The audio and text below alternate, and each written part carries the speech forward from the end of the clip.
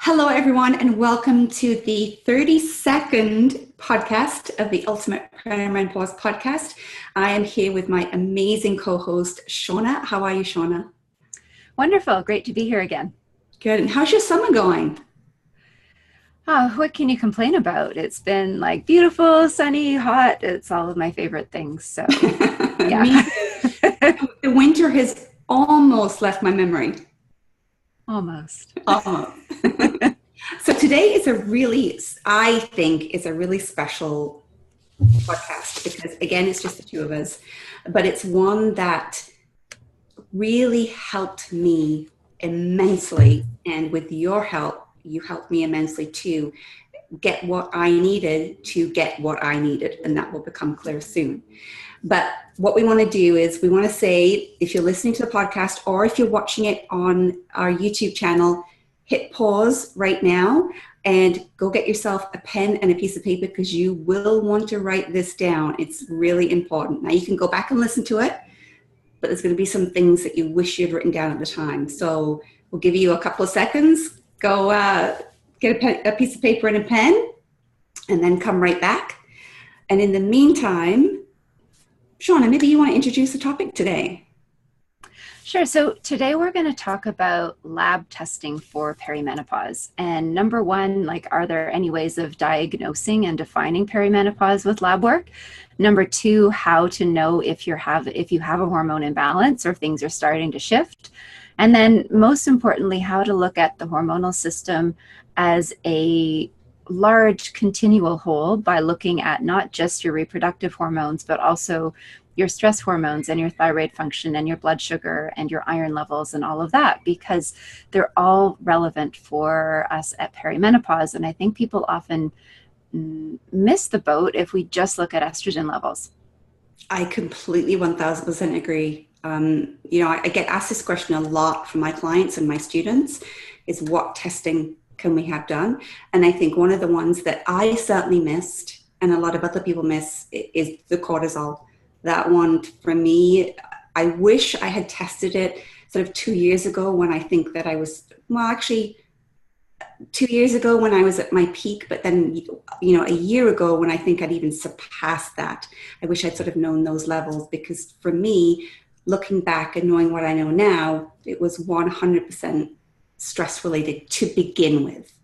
That was sort of the tipping point for me was the stress that I was under, and then everything caved in from there. But you're right, we forget about that. We just think because we're chronically stressed all the time, we don't know what it's like not to be stressed. Anyway, Hopefully everyone has their piece of pen and paper and we will get going on this podcast. So again, this is something that you probably deal with on a daily basis, if not weekly. So maybe you want to elaborate on how we define perimenopause in testing. Yeah. So in my own practice, I do a lot of lab testing because it helps me to understand where somebody is at hormonally and also to track things as they shift. So if I had my way, I would ultimately test all women around age 28 to 31 to get a hormonal baseline of where their body runs best. So where is your estrogen at? How well you ovulate? What's your peak progesterone? How does your thyroid function and all of that? Because lab results and reference ranges are not defined to the individual. So we're looking more for a shift in time rather than an absolute number in most cases. Now, there are exceptions. If it's, if a level is extremely high or extremely low, then that's absolutely relevant, but often it's a change.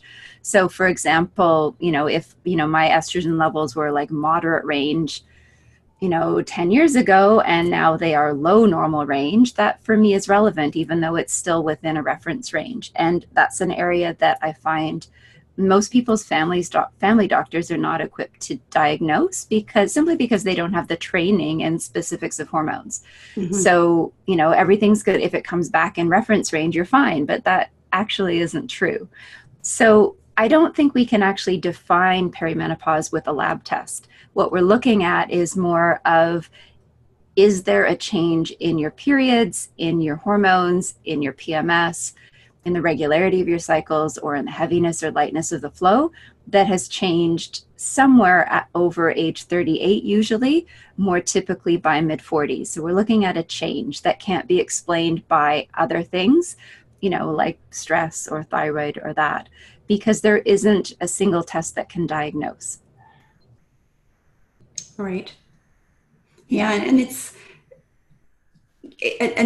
is going to be really relevant because I know that when I first went down the perimenopause journey, I really had to do my research on what I needed to have tested, because, as you say, it's not something that your regular medical doctor would necessarily know about.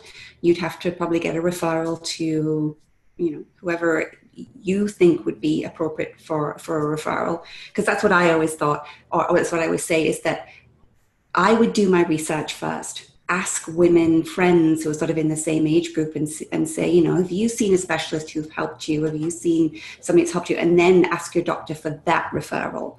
That was just my experience, because I knew that I wanted somebody that I could trust, who kind of knew what they were doing. So I asked friends and got a referral. But it's, for the average woman who wants to go into their medical doctor and say, this, and this has changed, how does that translate to what you would, let's say, normally ask for, and then what you would optimally ask for? Mm-hmm. So, for me, the starting point would be looking at the ovarian hormones, so looking at your estrogen and progesterone. But the timing and the cycle day is extremely important for that. So doing just a random estrogen test gives me absolutely zero information unless you're postmenopause, right?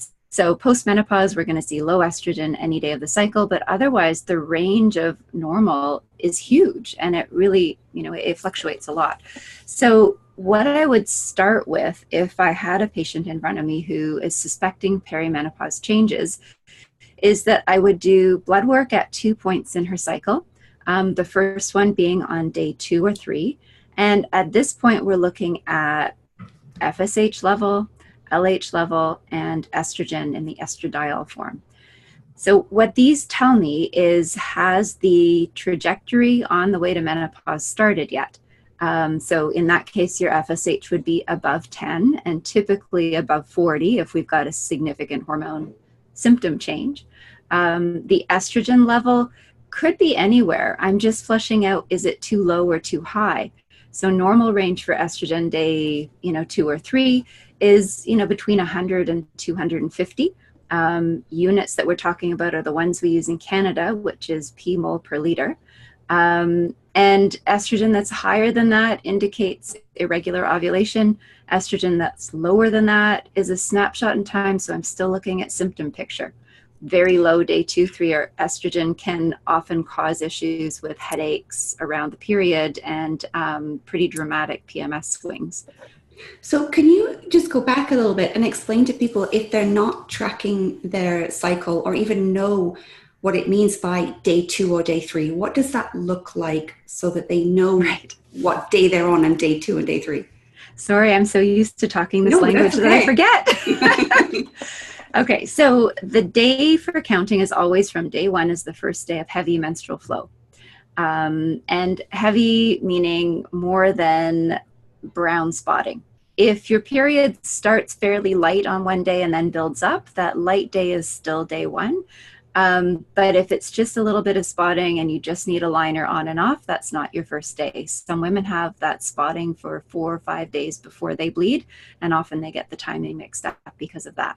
So testing is counted from the first day of real period flow, and that's your day 1. So this first round of testing is done while you're menstruating, so on the 2nd or 3rd day of significant period bleeding. Excellent, because that's always something that I get asked. Yeah. Because it's always like, oh, is this it? Well, it's been going on for, as you said, 2-3 days or 4 days. Did I miss my window? And then it's very difficult to sort of try and explain it sometimes, because unless you're tracking it, unless you're noticing things. And if it's might be like, oh. If it's really unclear, then we just wait till the next cycle and see if it's the same, and have a some guidelines for if it's exactly the same, then we'll assume the first day that you're needing to change a pad or a tampon at least every 4 or 5 hours is your day one. If it's, and if it's not, it might just be that you've got a lot of fluctuations in your cycle right now. And some months they start strong and some months they don't. So that first round of testing gives me an indicator of, basically, are you out of your reproductive window? So FSH rising means that, there's a shift in hormones, but it doesn't mean that menopause is around the corner. And that's where people often mistake it. Sometimes you'll find that, that day 2 or 3 FSH, at a 30, and, you still might be 5 or 8 years from menopause. It might hang out there for a while. It just means that hormone shift has happened. So that's the first one. And then we do another round of testing, and, the cycle day is quite important here and a little bit harder to track. So I'll just start as if somebody has a 28-day cycle, we would test on day 21. If the cycle is shorter, you sort of back it up an equivalent number of days. So if it's a 26-day cycle, you would test around day 19 or 20. If it's a 31-day cycle, you would test a little bit later, day 23 or 24. The idea is to catch sort of in the middle of that last 12 to 14-day window. So 6 or 7 days before the next period is due is usually right. The reason for the timing with this one is we're trying to catch the peak progesterone level. And that's a number that's important in terms of understanding hormone shifts. For many and most women in perimenopause, the drop in progesterone and the ratio of their estrogen progesterone is one of the most important factors, so that we know how to treat the symptoms that are showing up, right? I can attest to that. So we're testing on day 21, and we're looking at number 1, are you ovulating? And if you're ovulating, your progesterone will be above a 5. Units we're talking about here in Canada are nmol per liter, so nmol per liter. Above a 5 indicates that you did ovulate. Optimal, like fertile range in your 20s is around 45. Perimenopause, I would say I typically see numbers anywhere from a 15 to a 30, rarely higher, but sometimes. And so we're looking at, has that number dropped? If it's around a 20, you've probably got some pretty significant estrogen dominance going on, meaning heavier flow and more dramatic mood swings and change in body shape related to estrogen as well, where you're starting to put on weight, upper thighs, around the butt, on the arms. That's often an estrogen dominance pattern. And then we also look at your estrogen level at that phase as well, because in some women, we find this, this estrogen storm where they're producing way more estrogen than they ever did while they were fertile in their 20s. And that's really important as well, because if that's super high, then we have to look at how do we detox and get rid of all that excess estrogen, because there's not a lot we can do to calm down those ovaries, right? They're going to sort of do their storm and then it'll drop. So in terms of what the numbers are like, so we're looking again on that day 21 blood work. And I would say, average is around a 500 to a 600 range. The units here are the same. It's actually a little bit different. It's p-mol per liter. An estrogen storm would be like 900 or higher. A low estrogen would be like under 300. So again, because these numbers tell me so much about how to support a woman's hormone balance in perimenopause. There are 3 typical patterns that happen. One is a hormone overload where we have high estrogen and high progesterone. And basically in that case, what we're doing is just really working hard at clearing and detoxing and getting those estrogens moving. Another scenario is normal estrogen and low progesterone. So that's a relative estrogen dominance. In that case, we do want to look at boosting the progesterone and gently supporting the estrogen detox, but we don't want to bring the estrogen down too low, because then we end up with more insomnia, night sweats, and things like that. And then the third scenario, which is less common, but I do see sometimes, is low hormones all around. So the estrogen is dropping and the progesterone is dropping. And in those women, I would say they tend to be like the lower body fat women. Not always, but that's a trend that I see. And their periods are getting lighter and lighter as they go.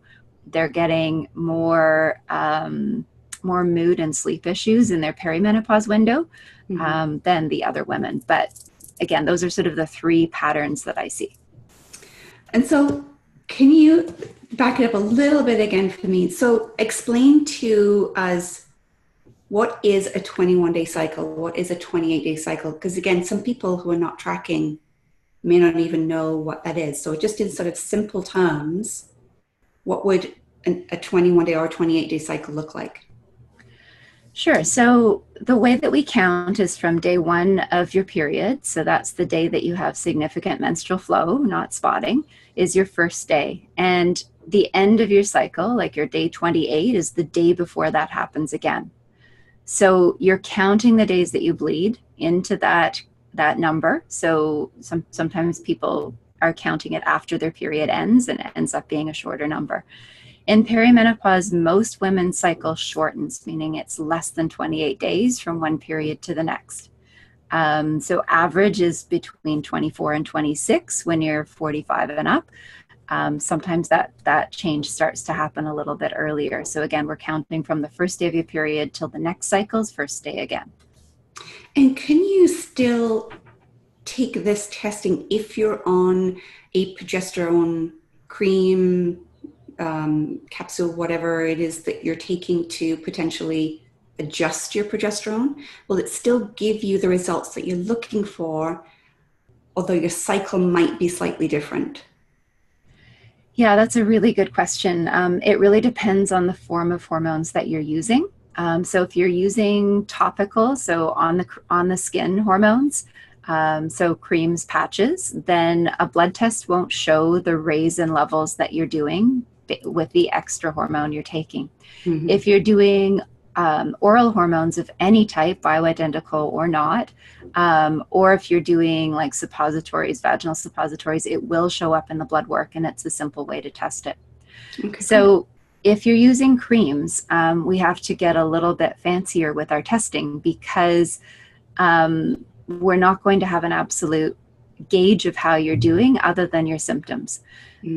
I don't always test, though, to be honest, because the testing is very expensive to look at how we're doing with creams. I usually go based on, are we in reasonable dosing ranges, and are the symptoms improving? If for some reason I'm tempted to go up in dosing outside of a typical range, then I will always test, because I want to make sure that we're doing it safely. So the best way to test if you're using topical hormones, meaning creams or patches, is to do a urine test, which is called the Dutch test. Mm-hmm. So it's a dried urine test that will measure all of the metabolites, whether they are produced by your own ovaries or taken orally, topically, or suppository. And it's a great way of actually taking a very close look at how is your body metabolizing the hormones. So again, it's a bit of a pricey test, so I use it sparingly and conscientiously. Mm-hmm. I would love to do it on every patient, because it gives me so much information about how you are breaking down and detoxing and eliminating all of your hormones, and how are your ratios of the 3 types of estrogen. So in cases where there's a large family history of estrogen dominant conditions like fibroids or endometriosis, really heavy periods, breast cancer, fibrocystic breast disease, I would suggest that it's an excellent investment, because from those pathways of how you're breaking down your hormones, we can get very targeted with treatments to help remove the excess estrogen and reduce your risk of further estrogen dominant conditions down the road. Now, would that be a good test for people to do who are on oral micronized progesterone, for example? Absolutely, yes. But you can also test with blood work. Okay. Yeah. Yes. I mean, the Dutch test, as far as I'm aware, it's still out of the States. Is that correct? I think there might be a Canadian lab who's doing it. I haven't switched over yet, but yes, it's out of the US. I mean, it's people can do it. Yeah. They can do it on their own, but if you, Okay. what I would suggest, the caveat is if you do the test on your own, as in you don't go and see anybody beforehand, when you get those results back, go and see a specialist, go and see a naturopath, go and see somebody who's going to help you interpret those results. Because, and Shawna, call Shawna. it's so from what I've seen of the test, it's something that can make people a little uneasy. They don't really know how to read it. So I don't know what your take is on that, but I would definitely suggest going to a specialist or a naturopath, asking them to go through it with them. Yeah, it's not the easiest test to interpret, to be honest. And you have to know the context of why you're testing it to understand what to do with it. So yeah, but I find it invaluable. I mean, the chemistry geek inside me loves to be able to look at the pathways and understand how the hormones are really working, but it's also a little bit complicated to know what to do with that information. And as with everything, a lab test without matching that to your symptoms and how you're feeling is useless. So for example, if I have a patient who's perimenopausal age and her hormones are shifting, but she's feeling great, I'm not going to test and treat anything. Yeah. Her body is easing through that transition quite nicely, and we'll wait until there's a good reason to support it. In those cases, we'll talk about supporting bone density and regular exercise and managing stress and getting enough sleep and all those lifestyle factors that protect your hormonal system. But I don't actually care in that case if her progesterone is dropping, because if she's asymptomatic, her body's going through this transition quite beautifully. Excellent. Okay, so let's go a little bit further in when you're sort of talking about what other tests are invaluable once you've sort of gone through the preliminary, that's a tough one to say, which tests are invaluable after that? Yeah, so let's start. I'm just going to summarize first, and then we'll go into each of them in detail, because I don't test everything on everyone, right? So we're going to talk about what are the reasons that you would want to ask for additional testing, and if it doesn't fit for you, don't bother, right? So we would want to look at testing for insulin resistance and trend towards diabetes. The reason that you would test for that is that your risk of insulin resistance also goes up in your 40s. It's like your lifestyle catches up. And that can definitely compound your hormone transition, but they're not connected, right? So your perimenopause didn't cause your insulin resistance. It's just coincidental that they're happening in these 40s decade. So reasons you would test would be if you're gaining weight easily, especially around the central abdomen, if there's type 2, like adult onset diabetes in your family, if you've got a lot of carb and sugar cravings that don't make sense, if you've always struggled with your weight, or if you have polycystic ovarian syndrome. Those would be the main reasons to test it. Can I just stop you right there? Other things that you made a very good point. You said carb and sugar cravings that don't make sense. And to me, this is a really valid point to sort of pull out, because as we've talked about in perimenopause and menopause, women go through these huge shifts in finding themselves, knowing what they're doing, getting depressed, being in a relationship that isn't what they want for their future. And that can create an outlet that potentially can only be satisfied with food. So if that's one of the reasons why you're having these cravings, don't assume that you have or potentially have insulin resistance, want to get tested. Perhaps just ride the wave and sort of see how it plays out, and sort of don't jump to conclusions that, I must have insulin resistance, or I think I have insulin resistance, because it could potentially be your emotions that just need feeding at that time, and it will just eventually, just dissipate and you'll be back to normal, so to speak, in quotes. Sorry, I just wanted to stop you. I thought that was a really important thing that you brought up. No, it's true. I mean, I think even food cravings are often, and like they're just direction pointers, right? So they tell me a lot about what's going on with somebody. So if you're craving carbs and sugars, it might mean that your blood sugar is out of balance. But again, it could be emotional. It could be that you're having issues with your mood and your body's trying to produce a whole lot more serotonin and is fueling up on carbs. It might be that you're on a medication that's affecting that. So a lot of times on medications for depression, people have unreasonable carb cravings. It also could be your gut microbiome and that you've got a yeast overload and that's making you crave. So I love taking a few steps back at trying to understand the why instead of like our usual self-talk of beating ourselves up for things that are out of our control.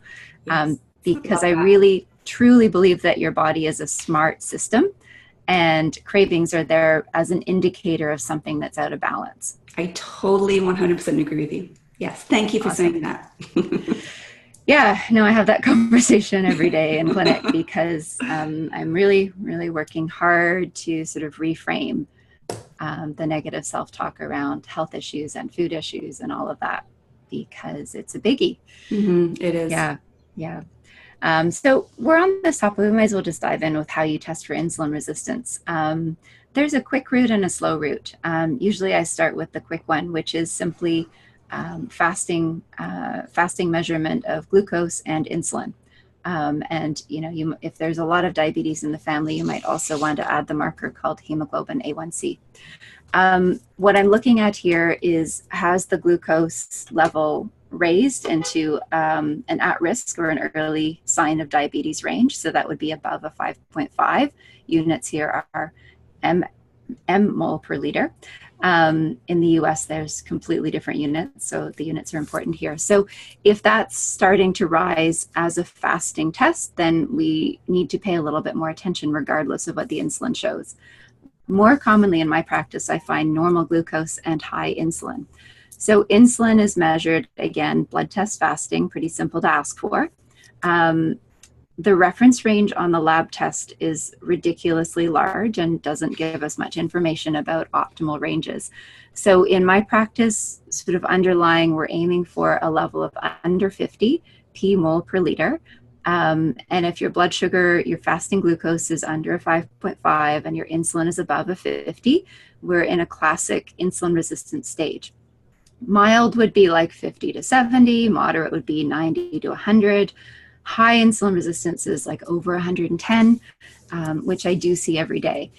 Now, the important thing to know about insulin resistance is it's reversible. So this is the phase where you really want to catch blood sugar issues because you can 100% turn it around with how you eat and how you exercise. Also, stress and sleep make a big role as well. But I love this test because it gives us a big window of being proactive and preventing diabetes down the road. Yeah, and I've noticed that in a lot of the books that I read recently, they have put it as insulin resistance in brackets, pre-diabetes, which to me hasn't been seen in much literature, at least not in the literature I went through at school until now, when they've started to put this pre-diabetes in there. So, a lot of people used to or still do think that type 2 diabetes is genetic, nothing they can do about it. X, Y, and Z in their family had it, when we know that it's a lifestyle factor. And as you say, once you know, or you suspect, even if you haven't had the testing, you can make those changes that pull you back into the non-pre-diabetic state. Mm-hmm. Yeah, it's a very inexpensive test and a great way of monitoring, especially if there's a family history.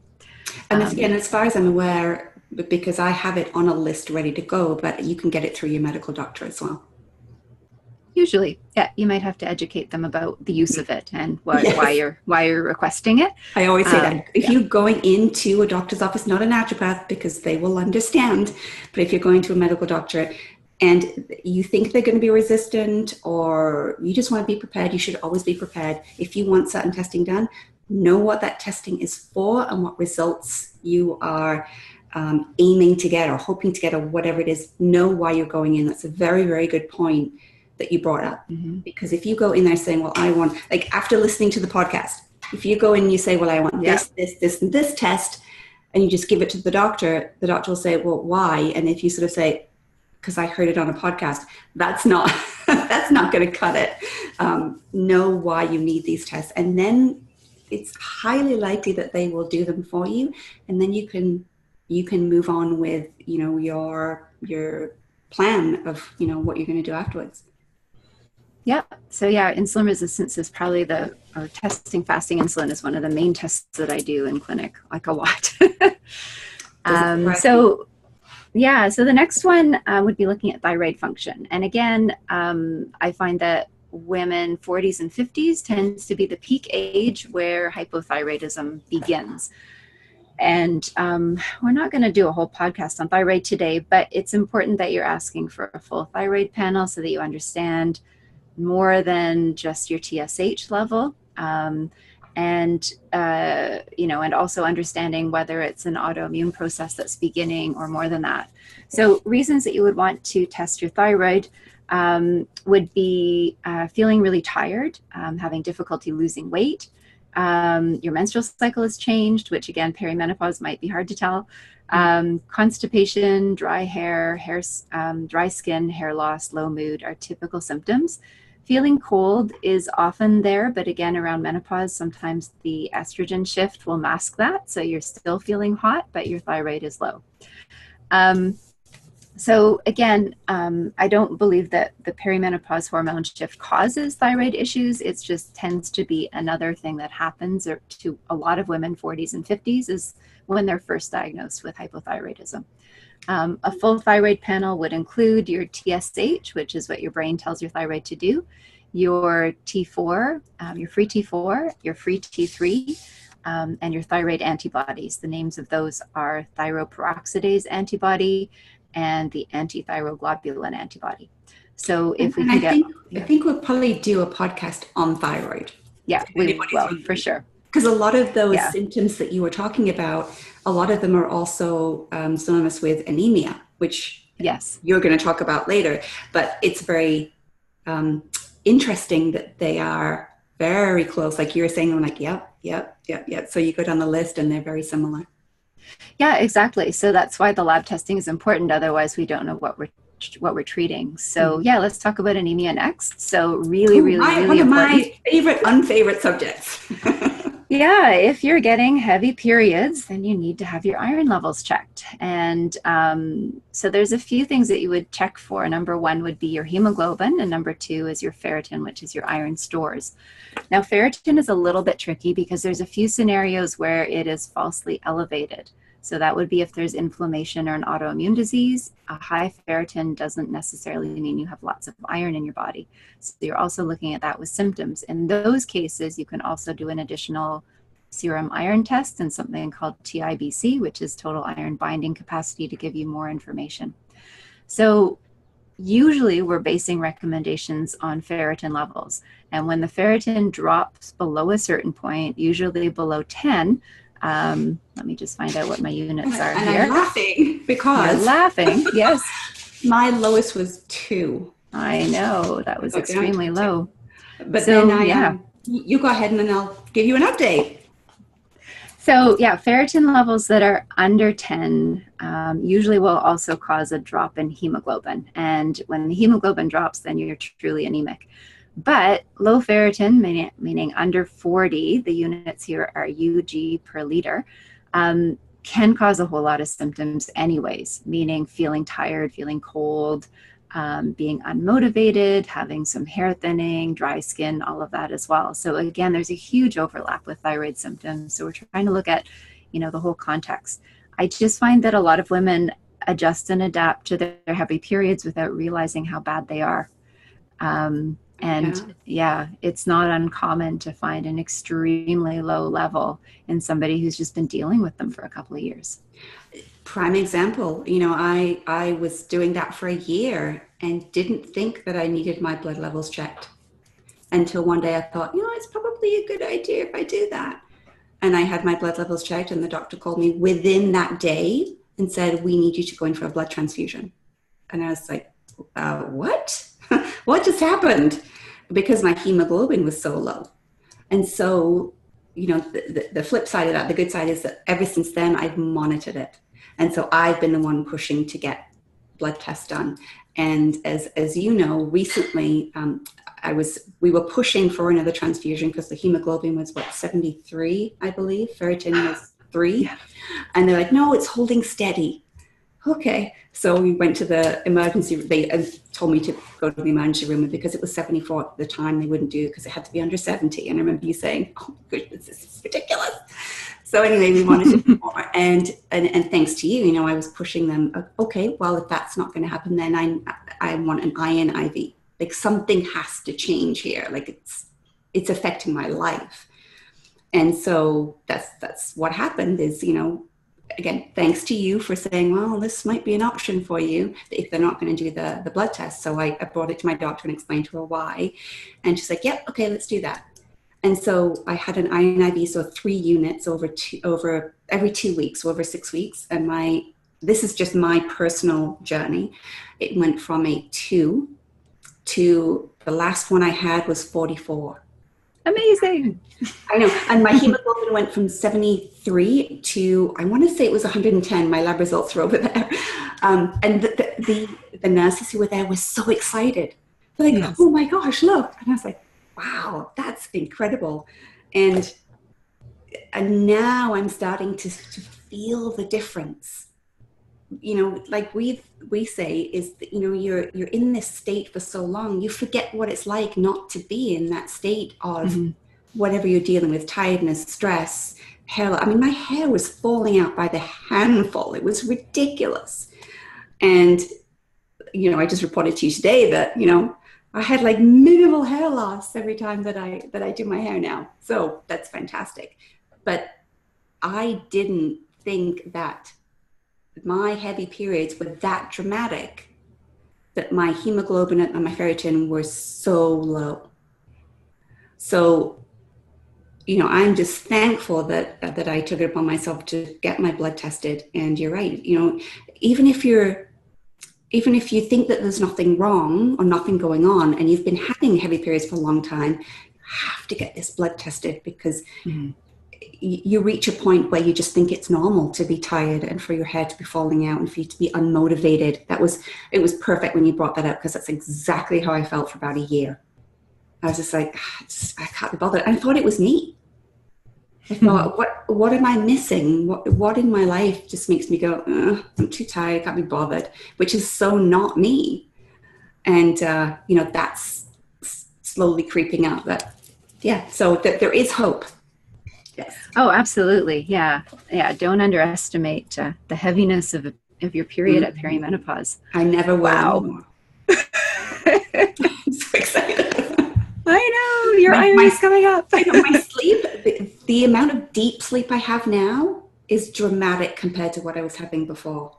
Right. That's another low iron sign, is you don't sleep very well. And some women get very anxious as well with low iron. And another one, which again, people thought was crazy. And I tell my students about it and they're like, what is that? I remember you telling me that a classic symptom of anemia is eating cold, crunchy foods. Yes. And I was eating frozen almonds for 2 years, like by the handful, multiple times a day, and like 3 or 4 cucumbers a day. I have not had a frozen almond or a cold cucumber in 6 weeks. That's huge. I'm just like, okay, that's weird. Because I remember you telling me about that this is a sign of anemia. And I thought, okay, yeah, I'll go with that. But now, hands down, 1000% approved. I'm like, I don't crave them at all. That's the timeline of your anemia. Yeah. That's when it started. Yeah. And my students at school say, what? I've never heard of that before. I'm like, well, it's a true thing. That's what I was craving. Classic is ice.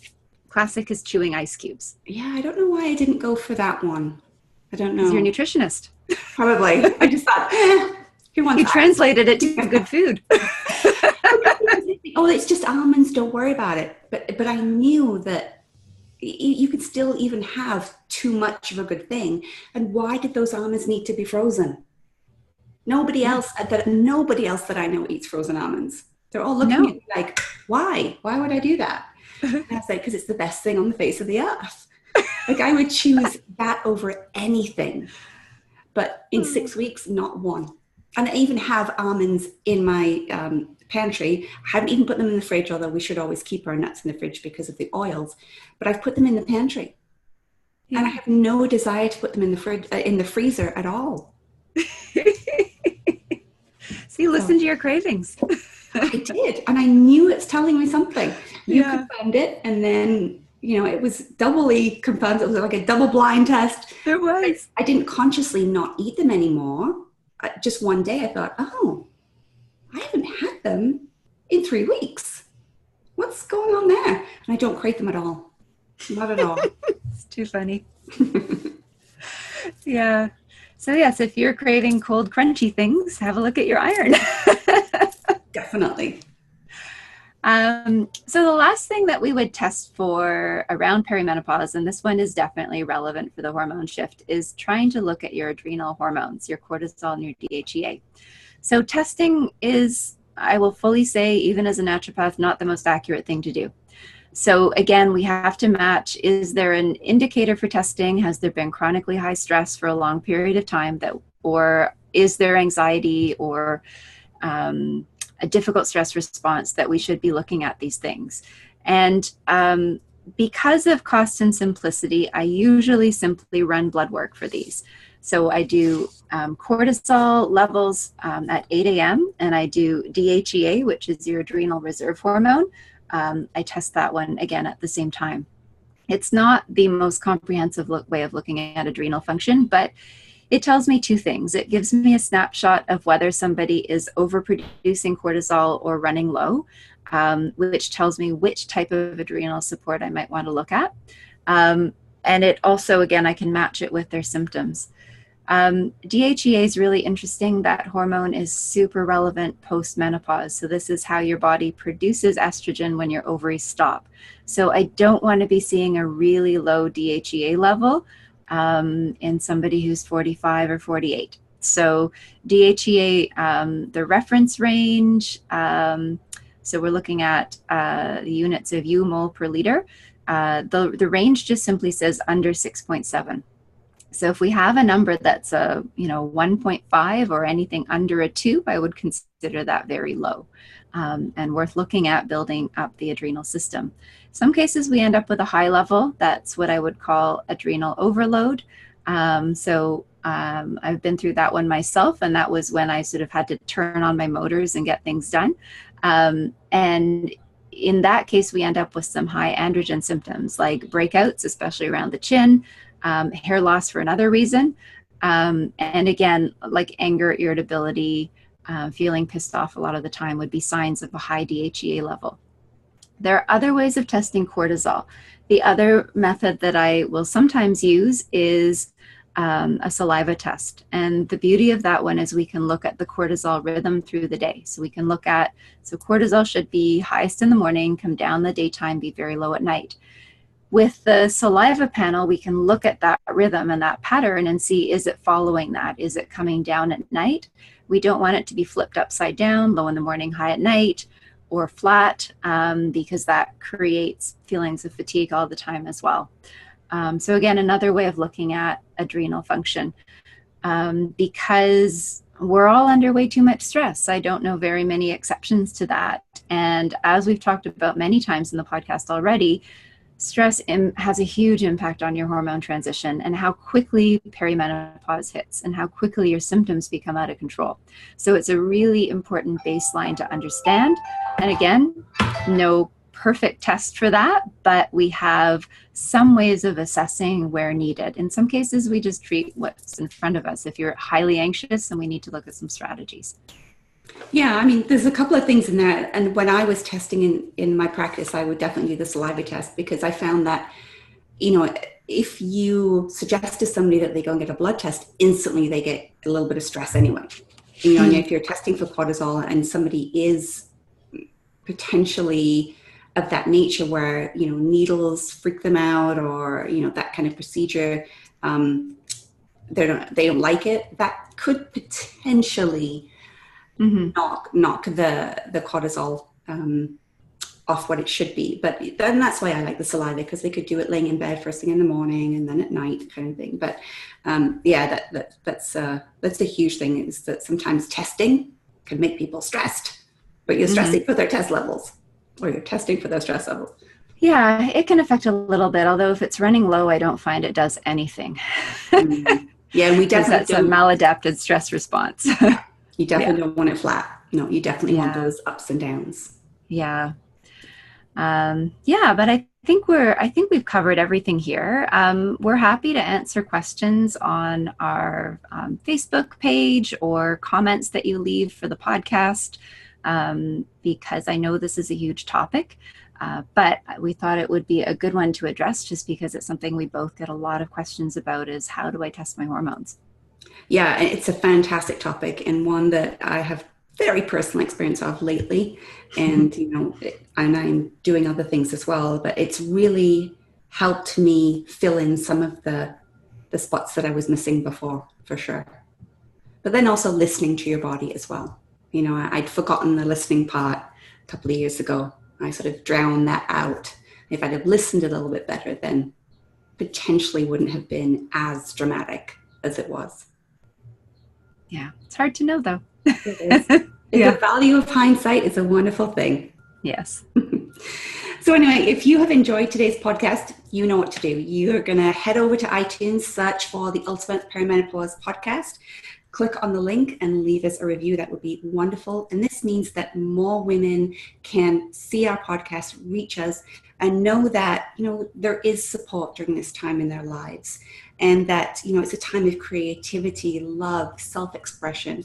And we are here for you. So if you could leave us a review and subscribe to our channel, that would be amazing. And this podcast will be on YouTube as well.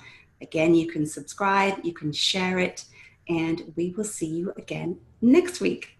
Thank you, Shawna. It's been amazing. Thank you so much. This one's going to be one of our top podcasts, I think. Yeah, thank you. I love talking about this stuff, so it's always good. All right. We'll see you soon, guys. Bye. Bye.